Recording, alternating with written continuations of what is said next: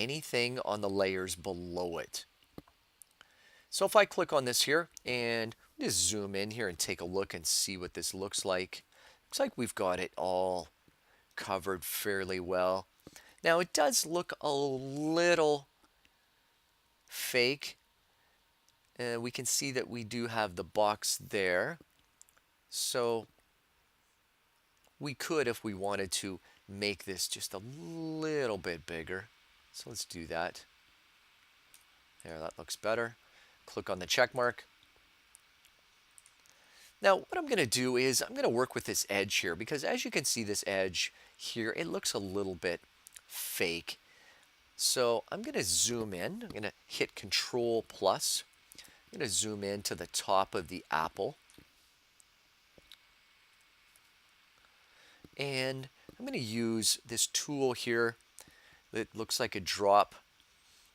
I'm going to click on the blur tool. Now if you go down here, we have two different modes. There is the blur tool and there's the smudge tool. We're going to use the blur tool. So make sure that that's selected. You can scroll your cursor up to see what size that cursor is going to be. You can change the size of it, and you can change the strength of the blur. Now what you're going to find about the blur tool is it's very subtle in the changes. You're not going to see very much. So you really have to zoom in a lot to really see any kind of blur happening. So I'm just going to click and drag. And it's very hard to see here, but we're actually slowly blurring this here. And in fact, I'm going to change the strength to 100% so I can see even a bit more changes here. And I'm just going to click and drag all over this edge here. I'm going to zoom out a bit, Control minus. And let's make this a little bigger. And again, let's just blur this edge here because it's looking a little bit fake. So make sure you have the strength set high. And one thing that's very important that I noticed, you have to make sure that you're on the correct layer. So you've got to be on the apple layer to make sure that you are blurring the apple.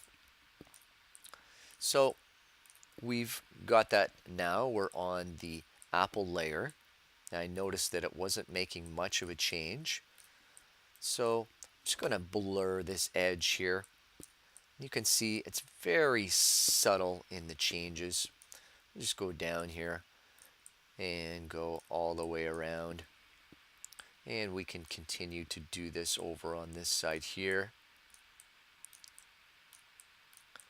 Just click and drag, let go, click and drag, and let go.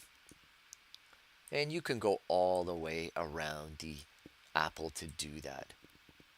Now, I'll let you finish that part. I'm just going to go Control minus. You are going to be doing this once this video is completed. So I'll hit Control minus again. And last thing we're going to do is we're going to add some topography in our picture. So we're going to go over to the horizontal type tool. I'm going to click on it. And we're going to write something right on top of the apple. I'm going to click and drag and create a text box here. Now we have to make sure that our text size is the appropriate size. If you start typing in text and you don't see it, it's because you might have too large of font size. So make sure you've got the right font size selected. And I can see here that judging by this cursor, I can see the size. I'm going to change the color from white. Let's go with, let's say, a light green. And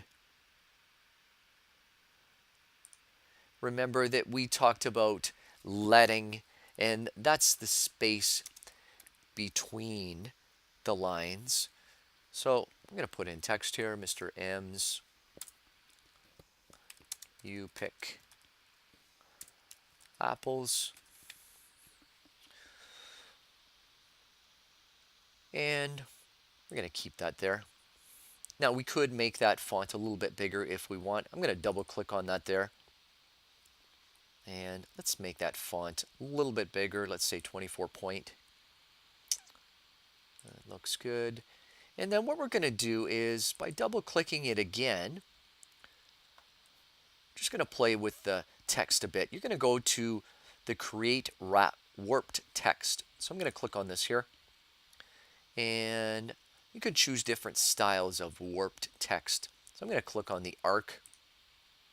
And let's put an arc in here just for effect.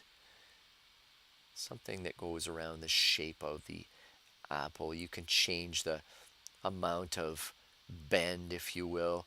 We can change the horizontal distortion, so it changes it in either direction. Go back to 0 to go back to that. We can change the vertical distortion, see how much distortion we want to have. I'm going to set it there.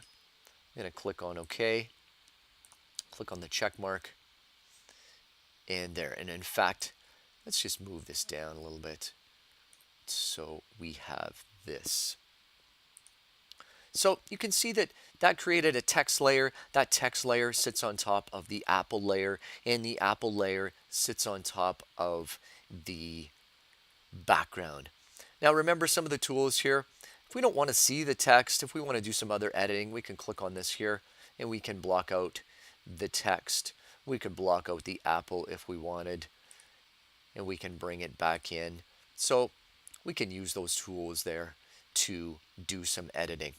Remember that if you want to work on a specific layer, if I want to go back and I want to work on the apple, I want to make sure I click on that layer and select that so I know I am working on that layer only. Last thing we can do is we can export this file so we can put it on our website, for example. So we can go to File and we can go to Save As. And we should save it as a PSD in case we want to open this up again. So I'm going to click on Save. And then I'm going to go File, Save As. And I'm also going to save it as a PNG file. And I'm going to put the PNG on my website. So click on PNG, click on Save, and you can click OK.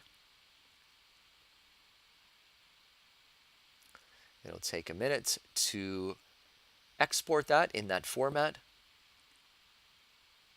And that's it. You're done. You can post that on your website when completed. And that's it for this tutorial. Take care. We'll talk to you soon.